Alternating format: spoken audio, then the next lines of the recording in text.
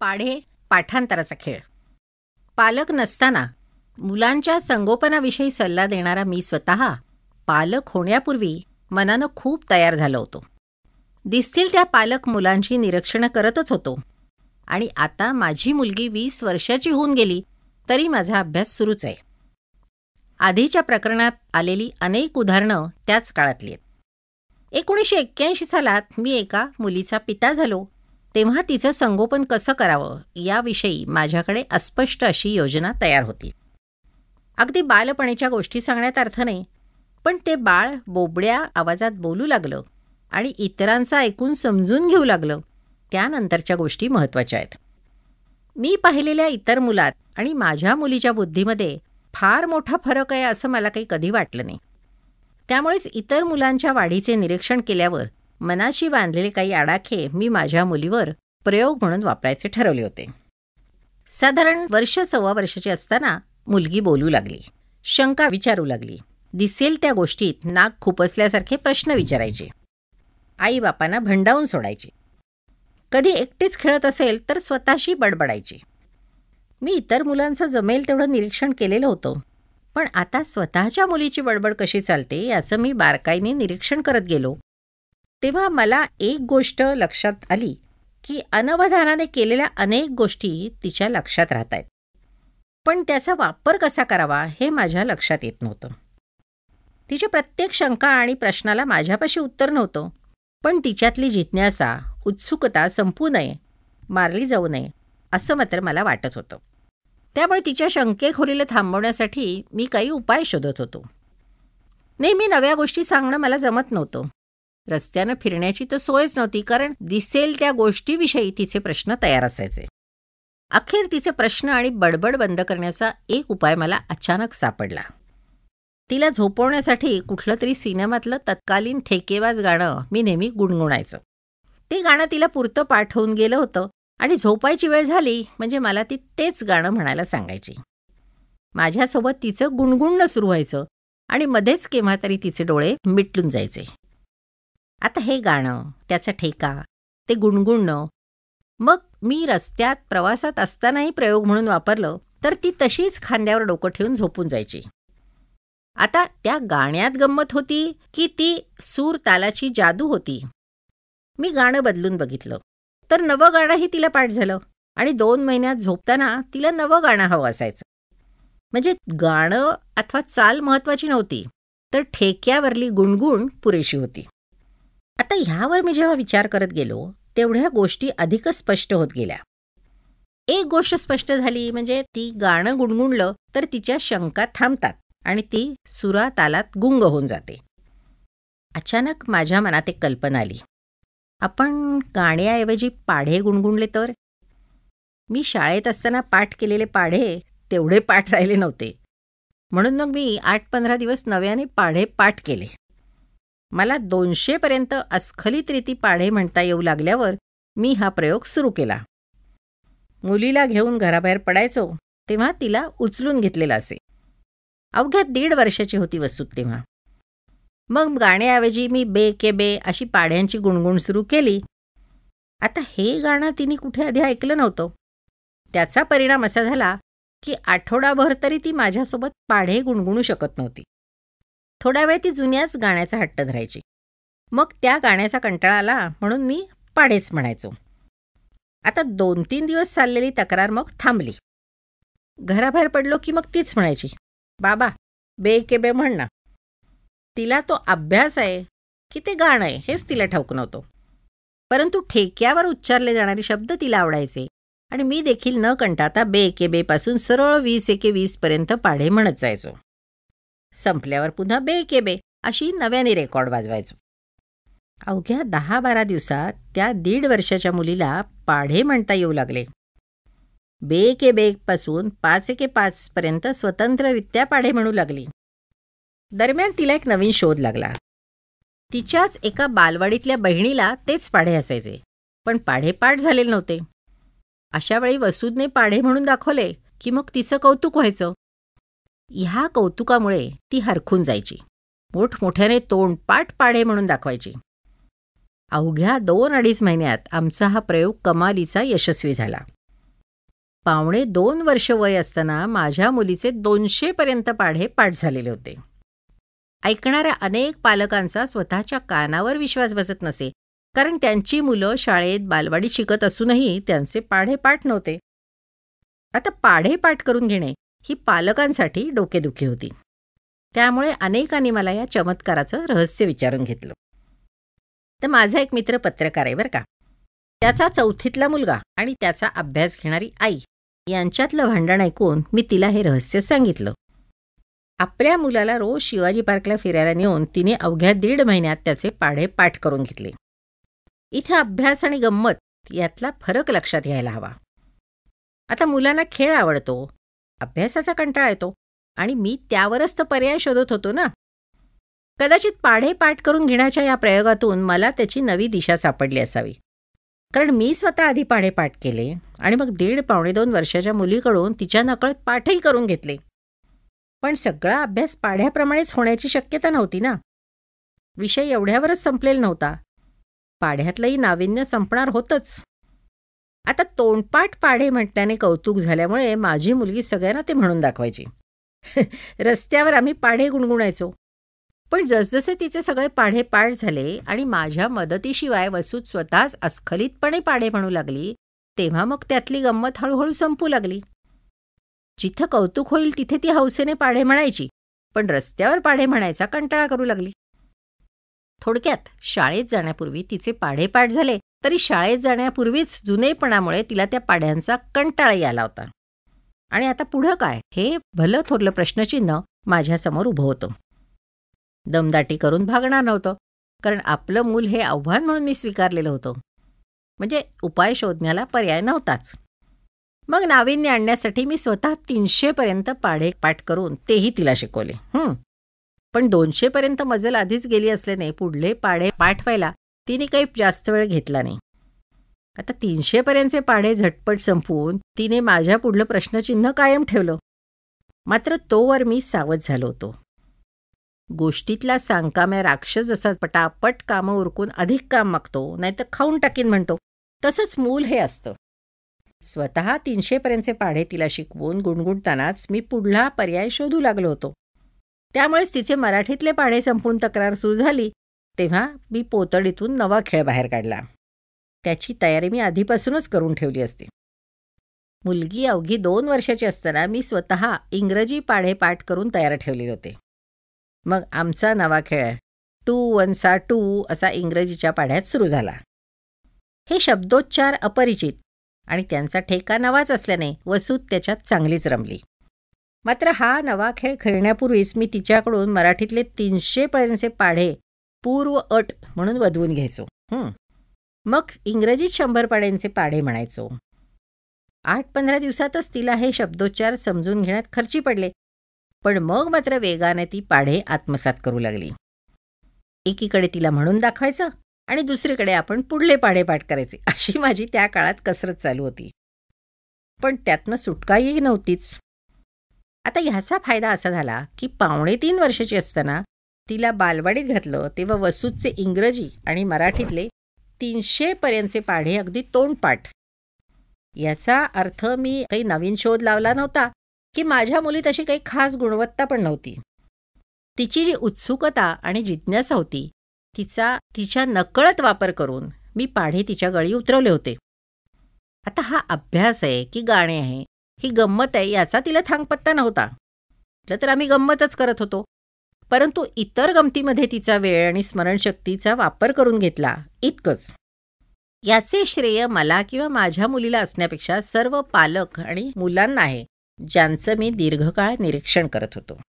आता मुलांना काय आवडतं, मुलं अशी वागतात, पालक का चिडतात, ह्या प्रश्नांची उत्तरं शोधताना मला जे उपाय सापडले ते नाकारण्यात अर्थ नाही. लहान मूल कुठलं ऐकलेलं गाणं म्हणून दाखवतं किंवा टीव्हीवर पाहिलं की त्याची हुबेहूब नक्कल करतं, याचे कौतुक सगळेच पालक करत असतात. आता असे पालक आणि मुलं माझ्याही बघण्यात आली. त्या पालकांनी आपल्या मुलातली क्षमता ओळखून वापरण्याऐवजी कौतुकातच वेळ वाया घालवला. शिवाय कौतुक ज्या गोष्टीचे होतं ती गोष्ट मुलं करतात, त्यामुळे मुलंही चित्रपटाची किंवा गाण्याची नक्कल करतात. त्यांच्या अभ्यासाचं कधी कौतुक होतं. मग चुकीच्या गोष्टीचं कौतुक करणारे पालकच मुलाची शक्ती, क्षमता वाया घालवतात असं म्हटलं तर वावगं ठरेल का? ही एक बाब पालकांनी समजून घेतली पाहिजे की मुलीला इतक्या बालपणी पाढे शिकवण्यासाठी मी स्वतः पाढे पाठ करण्याचे कष्ट घेतलेत. त्यातूनच बालवयात मूल किती वेगानं शिकतं आणि त्याची स्मरणशक्ती किती तल्लख असते हे माझ्या लक्षात आलं. अभ्यास घेताना आपण मुलांच्या या क्षमतेचा काळजीपूर्वक वापर केला पाहिजे आणि जो अभ्यास आपण मुलांकडून अपेक्षित करतो तो आपल्याला येत असायलाच हवा. ह्यात काही कठीण नसतं. मात्र इतक्या बालपणी पाढे सहज पाठ होतात कारण का जागरूक असतात, ऐकलेलं लक्षात राहतं. वसूदला वयाच्या दुसऱ्या वर्षी तोंडपाठ असले पाढे तरी तेच पाढे फळ्यावर किंवा कागदावर लिहिलेले वाचता येत नव्हते. त्यामुळे तिच्यासाठी पाढे आणि गाण्यात फारसा फरक नव्हता. आता कसोटी पुढेच होती. आजवर रस्त्यातून येता जाताना किंवा गुणगुणताना जे पाठांतर केलं ते प्रत्यक्ष डोळ्यांनी ओळखता आलं पाहिजे आणि हातांनी लिहिता आलं पाहिजे. इतकंच नव्हे तर पाठ केलं तर त्याचा अर्थ समजून व्यवहारात किंवा अभ्यासात त्याचा वापर करता आला पाहिजे. ते कसं साधायचं? आता 3 वर्षाची वसूद शाळेत जाऊ लागली तेव्हा हा प्रश्न माझ्यासमोर होता. नुसतं पाठांतर उपयोगाचं नव्हतं, कारण आपण काय बडबडतो हे तिलाच कळलेलं किंवा समजलेलं नव्हतं. मात्र यावरचे उपाय मी शोधत होतो. त्यामुळे शाळेत नाव घातल्यावर ती शाळेत जाऊ लागेपर्यंत मी थांबलो नव्हतो. मी तिला अक्षरं किंवा आकड्यांची ओळख करून देण्याचं काम हाती घेतलेलं होतं. पाढ्यांचा नवेपणा संपल्यावर पुढे काय? ह्या प्रश्नाचं उत्तर मी आधीच शोधत होतो. त्यामुळे 300 पर्यंत पाढे पाठ झाल्यावर मी पोतडीतून नवा खेळ बाहेर काढला. बसमध्ये, ट्रेनमध्ये, बागेत किंवा चौपाटीवर आम्ही जेव्हा फिरायला जायचो अथवा तिच्याशी घरात खेळायचो तेव्हा माझ्यापाशी नेहमी काही कागद असायचे. त्यावर मोठ्या टाईपातले आकडे असायचे. त्यात 2 पासून 20 पर्यंत किंवा 5 पासून 50 पर्यंत असे संच मी बनवलेले होते. त्यामुळे पाढे म्हणताना मी गप्प राहून तिला ते कागद दाखवायचो. 2चा कागद दिसला की मग ती बे के बे म्हणायची. 8चा कागद दिसला की मग बेचोक 8 असं तिने म्हणायचं. 5चा पाढा सुरू असेल तर माझ्याकडे त्याचा संच असायचा. मी 5 चोको 20 म्हणायचो आणि तिला 20चा कागद दाखवायचो. अशा रीतीने हा खेळ खूप लांबला कारण तो गुंतागुंतीचा होता. तर 5 चोको 20 असतात तसे 4 पंचे देखील 20 होतात. 3 पाचे 15 होतात आणि 5 त्रिक सुद्धा 15 होतात. त्यामुळे 15चा कागद दिसल्यावर तिचा गोंधळ व्हायचा. त्यातून मार्ग म्हणजे एक एक पाढा समजून घेण्यात तिच्या बुद्धीला कष्ट पडत होते. अंकलिपीतून झटपट आकडे कळले असते पण मुलांना खेळ आवडतो. त्यामुळेच मी सतत 6 महिने असा पाढ्यांचा खेळ तिच्याशी खेळत होतो. जवळपास पहिले 2-2.5 महिने फक्त 50च्या पाढ्यात खर्ची पडले. त्याला पर्याय नसतो, कारण ऐकणं आणि दिसणं यात फरक मोठा असतो आणि पाहिलेली रचना लक्षात ठेवणं अवघड असतं. आता 1 ते 10 आकडे लक्षात ठेवणं सोपं, पण पुढे 0 पासून 9 पर्यंतच्या आकड्यावरच मोठमोठ्या संख्या अवलंबून असतात. आता हे 10 आकडे कसे मांडलेत यावरच संख्या बनत जाते. 25 या संख्येतल्या आकड्यांची जागा बदलली तर 52 अशी होते. त्यामुळे स्थान कुठलं आहे त्यानुसारच आकड्यांचा अर्थ लावायचा असतो. त्यामुळे हा खेळ गुंतागुंतीचा झाला आणि त्यात नवेपणा संपायला खूप काळ गेला. मात्र याचा एक वेगळा फायदा होता. आजवर पाढे पाठ झाले त्यातली वेगळी गंमत समजून घेताना ते पाढे स्मरणशक्तीमध्ये पक्के होण्यास मदतच झाली. शिवाय 4 पंचे म्हणजे 5 चोक असतात असा शोध त्या इवल्या मुलीने लावला आणि जवळपास 1 आठवडा असलाच उलटसुलट पाढ्यांचा शोध लावण्यात तिचा अभ्यास खर्ची पडला. आता गंमत कशी झाली बघा. मी म्हटलं तर तिचा अभ्यास घेत होतो, पण पारंपरिक भाषेत आपण त्याला अभ्यास म्हणू शकणार नाही. कारण आज मुलांना शाळेत व शिक्षक जसं शिकवतात तसा हा प्रकार नव्हता. मी वसूसाठी सगळा अभ्यास म्हणजे खेळ करण्याचा निर्णय घेतलेला होता. मग आकडे असोत की पाढे असोत त्यातल्या गमती मी सारखा शोधत राहायचो. माझ्याबरोबर तिलाही अभ्यासाचा खेळ करायची सवय लागली. म्हणून तर तिने 9 त्रिक 27 आणि 3 9 27 असा शोध लावला होता. म्हटलं तर हा खेळ होता पण प्रत्यक्षात या खेळाने तिला पाढे उलटसुलट पाठ झाले. आता फरक लक्षात घेऊया हां.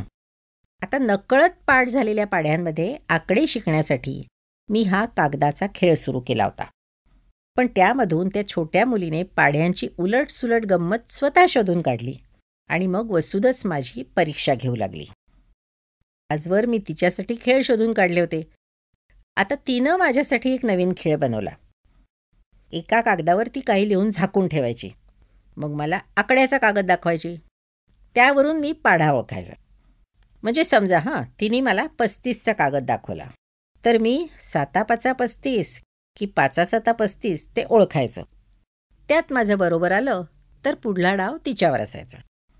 एकीकडे अनवधानाने अभ्यास चालला होता आणि दुसरीकडे तिला नवीन नवीन खेळ करण्यातून मौज अनुभवायला मिळत होती.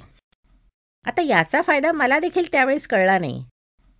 आता पुढे जेव्हा ती प्राथमिक शाळेत गेली तेव्हा गणिताच्या अभ्यासात तिला ह्या पाढ्यांच्या खेळाचा खूपच फायदा झाला. पण प्रत्येक वेळी मुद्दा फक्त पाढ्यांपुरता किंवा आकड्यांच्या ओळखीपुरताच नव्हता. त्यात कुठेही सक्ती नव्हती, कंटाळा नव्हता. आणि शाळेत जेव्हा असा थेट आकड्यांचा अभ्यास नसल्याने तिचा कुठे गोंधळ उडत नव्हता. बालवाडीत आकड्यांची फक्त तोंड ओळख होती. गाणी, कविता होत्या, पाढे होते, पण ते सगळे आधीच पाठ असल्याने तिला काही अडचण आली नाही. तर अभ्यासाचा हा प्रकार पालकांनी समजून घेतला पाहिजे. कारण माझ्या मुलीबरोबर असलेल्या मुलांचे पालक अभ्यासाविषयी तक्रार करत होते. आपल्या कोवळ्या पोरांना या वयातही शिकवणीला झुंपत होते. म्हणजे इतर मुलांचे पालक कंटाळलेल्या मुलांना आणखीन कंटाळवत होते. तर मी अभ्यासाचा खेळ करून तिला खऱ्या अभ्यासाची गोडी लावत होतो. पाढे आणि आकडे ही पालकांना सर्वात मोठी डोकेदुखी वाटत असते. पण आम्ही दोघांनी मिळून त्याचाही खेळ करून टाकला. त्या अनुभवानंतर मी अनेक परिचित व मित्रांना हा प्रयोग करायचा सल्ला दिला. पण 50-60 एखाद दुसराच मुलांसाठी एवढे कष्ट करायला राजी असतो. याचं प्रमुख कारण म्हणजे पालकांना मुलांचा अभ्यास ही गंभीर बाब वाटतच नाही. असंही असू शकतं. बहुतेक पालक मुलांसाठी वाटेल तसा पैसा खर्च करायला तयार असतात, पण त्यांच्यासाठी आपला वेळ खर्च करायला राजी नसतात. मुलांना समजून घ्यायला उत्सुक नसतात, हा त्याचा परिणाम असेल. अन्यथा माझ्या मुलीने जसे आकडे किंवा पाढे अगदी बालवयात मजेने आत्मसात केले तसे कुठल्याही सामान्य मुलांना करता येतील. मात्र ते काम शिक्षक किंवा शाळेतून होऊ शकणार नाही. कुणीतरी घरच्यानेच ते करायला पाहिजे. आणि हे काम सोपं नाही हे मलाही मान्य आहे. कारण त्यात मुला इतकेच बालिश व्हावे लागते. पोरकट वाटेल अशा पातळीवर बोलावे व ऐकावे लागते. पण आपल्याला आपल्या मुलाच्या भवितव्याची चिंता आणि खरंच काळजी असेल तर त्यात काही अवघडही नाही. बांधावर बसून शेती करता येत नसते. मातीत चिखलात उतरून शेताची मशागत केली तरच उत्तम पीक येत असते. आणि आपलं मूल हे असंच असतं. त्याच्या मनाची, बुद्धीची मशागत व्हायला हवी, तरच त्याचा शैक्षणिक विकास होऊ शकेल. शेताला पचेल तसे आणि पीक पचवेल त्याच प्रमाणात त्याला खत द्यावे लागते. तसाच मुलाचा अभ्यास करून घ्यायला हवा. ते काम क्लासमध्ये होईलच असं नाही.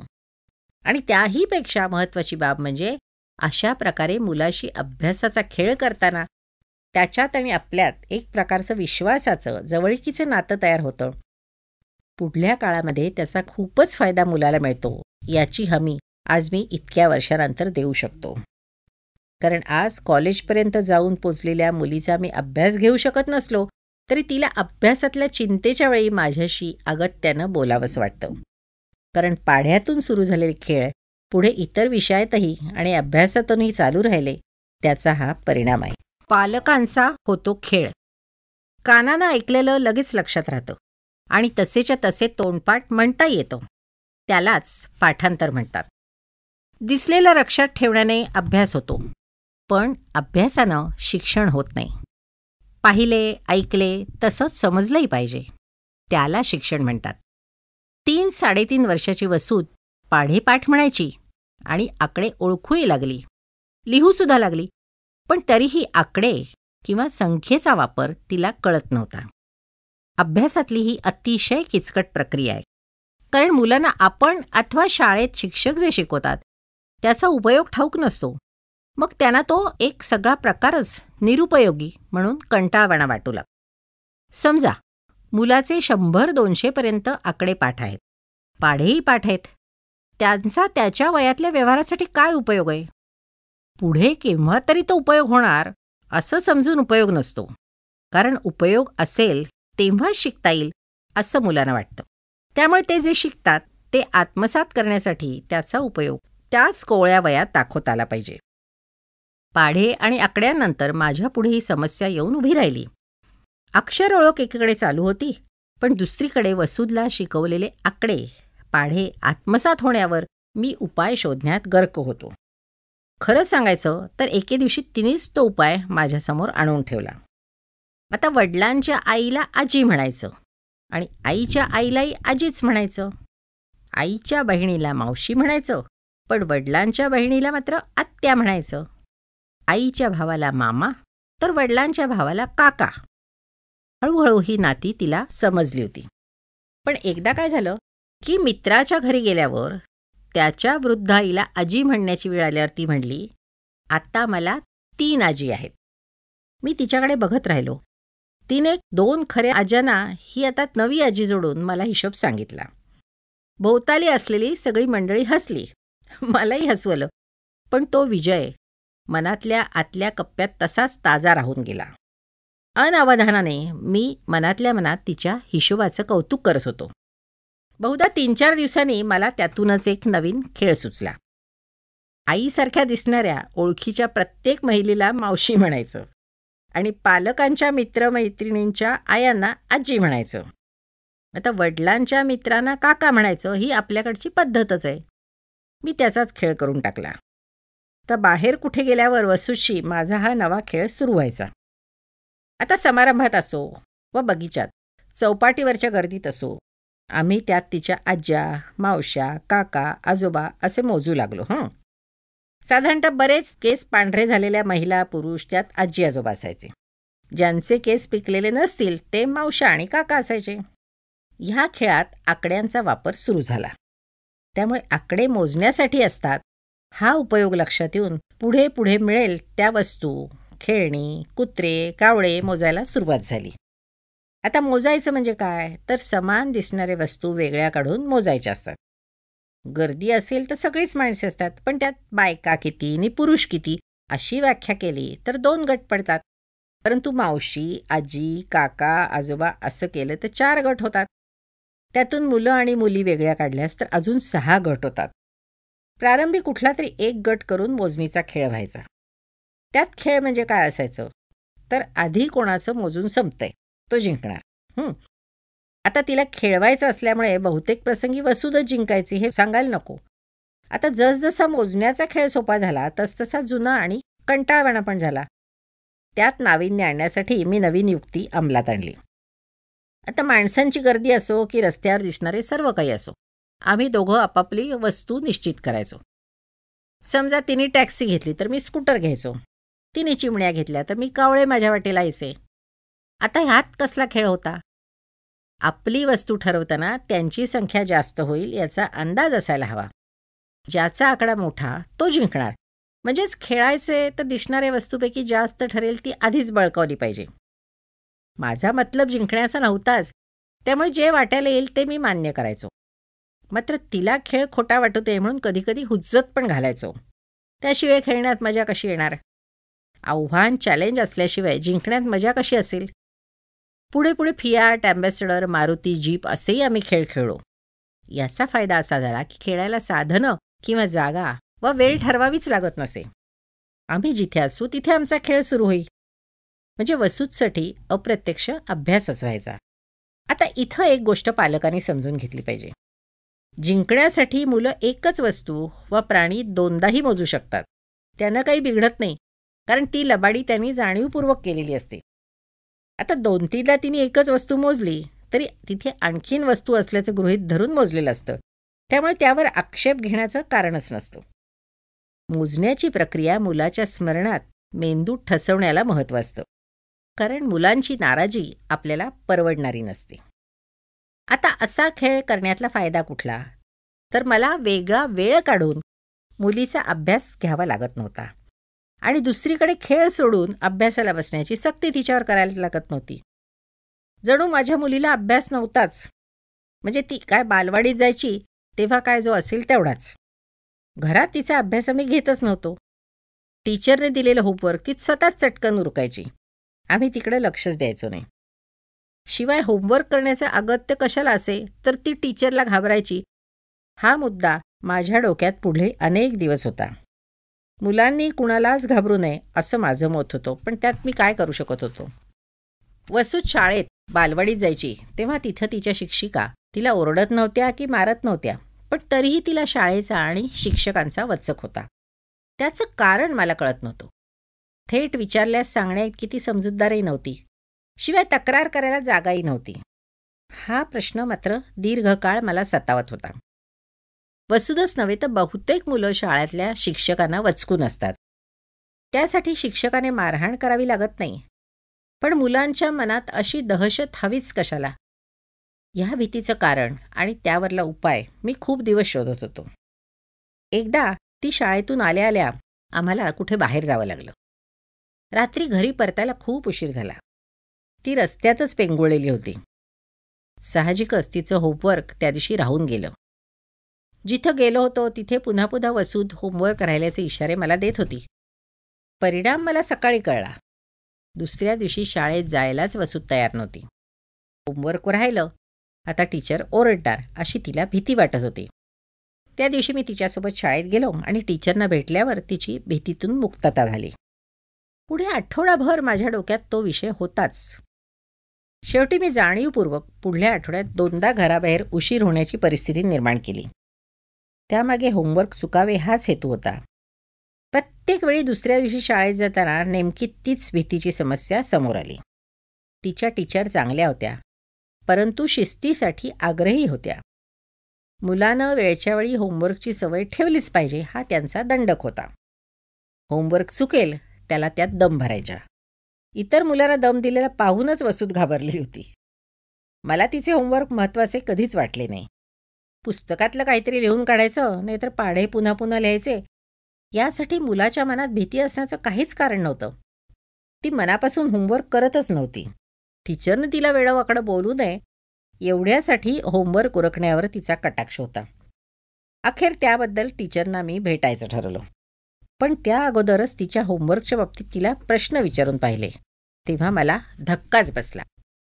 होमवर्क म्हणून ती जे काही पुन्हा पुन्हा लिहून काढायची त्यातलं तिला काहीच कळत नव्हतं. आवडत तर अजिबातच नव्हतं. पण टीचरची नाराजी नको म्हणून ती तो उपचार वेळच्या वेळी घरी येताच पूर्ण करायची. टीचरच्या मतानुसार ती हुशार होती, कारण वर्गात ती उत्तरं छान द्यायची आणि होमवर्क वेळच्या वेळी पूर्ण ठेवायची. मी टीचरना भेटून तिच्यावर होमवर्कची सक्ती नसावी आणि होमवर्क अपूर्ण असेल तेव्हा मी चिठ्ठी देईन अशी व्यवस्था लावली. त्यानंतर तिच्या मनातली भीती कमी झाली. खरं सांगायचं तर त्या दिवशी वसूचा आपल्या पित्याविषयीचा आदर प्रथमच वाढला. आपला बाप टीचरपेक्षा सवाई असावा अशी त्या बालमनाची समजूत झाली. वसूतच नव्हे तर बहुतांश मुलं शाळा आणि शिक्षकांना घाबरतात हे मी पाहिलंय. अशावेळी पालकांनी हस्तक्षेप करायला हवा. याचा अर्थ मुलांच्या मनात शिक्षकांविषयी काही विपरीत भरवण्याचं कारण नाही, पण त्याच वेळी शिक्षकांसमोर आपल्या मुलाची निंदा, नालस्ती, निर्भत्सना जेव्हा आपण करतो तेव्हा त्याच्या उत्स्फूर्त भावनेचे खच्चीकरण करत असतो. त्यातून मुलाला शिस्त तर लागत नाहीच, पण पालकांविषयी त्याच्या मनात अविश्वासाची भावना मात्र तयार होते. शिक्षक परके असतातच, पण आपले पालकही त्यांना सामील असल्याची बालमनाची जेव्हा धारणा होते, सगळे मिळून आपल्या खेळाच्या, आनंदाच्या विरोधात एकवटले आहेत अशी समजूत तयार होते आणि जसजशी ही समजूत घट्ट होते तसतसे मुलांचे अभ्यासात मन लागत नाही. उलट तुम्हा सर्वांना दुखवण्यातच मुलाला सूड घेतल्याचा आनंद मिळू शकतो.